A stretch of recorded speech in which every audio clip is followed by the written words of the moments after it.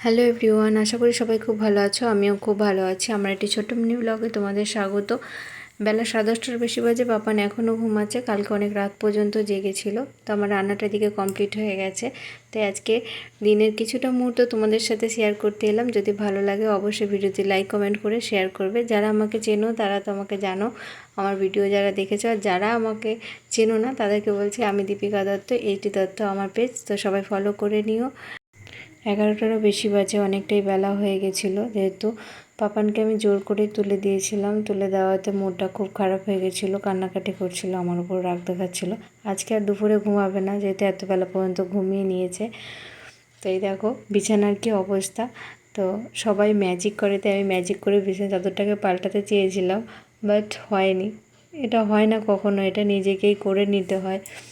তাই আমিও চাদরটা চেঞ্জ করে নিয়েছিলাম। সকালবেলায় দেখো বিছানায় শুশু করে দিয়েছে সকালবেলা ঘুমিয়ে ঘুমিয়ে।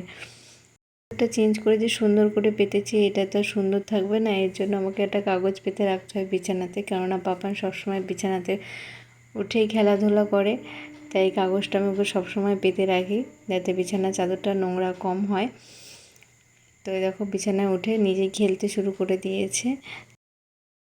তারপরে আমি বিছানার চাদরগুলো ধুয়ে চলে গেছিলাম ছাদে, সমস্ত কিছু শুকো দিয়ে দিয়েছিলাম। আর এটা হচ্ছে আমার ছাদ বাগান। তো এখানে আমার অনেক পছন্দের সুন্দর সুন্দর কিছু গাছ আছে। সময় করে তোমাদের একদিন অবশ্যই ভিডিওতে দেখাবো। ছাদ থেকে নিচে এসে পাপানকে স্নান করিয়ে দিয়ে টিভি চালিয়ে দিয়েছিলাম। ওকে টিভি চালিয়ে দিলে ও চুপ করে বসে একটু টিভি দেখে, আমি সেই ফাঁকে স্নানটা সেরে নিই। তো সেরে নিয়ে আমি পুজোটা দিয়ে দিয়েছিলাম। তো আজকের ভিডিওটা এই পর্যন্ত। এই ছোট্ট মিনি ব্লগটি ভালো লাগলে অবশ্যই পেজটিকে ফলো করবে, লাইক কমেন্ট শেয়ার করে আমার পাশে থেকো। জয় গুরু, বাই। সবাই ভালো থেকো, সুস্থ থেকো।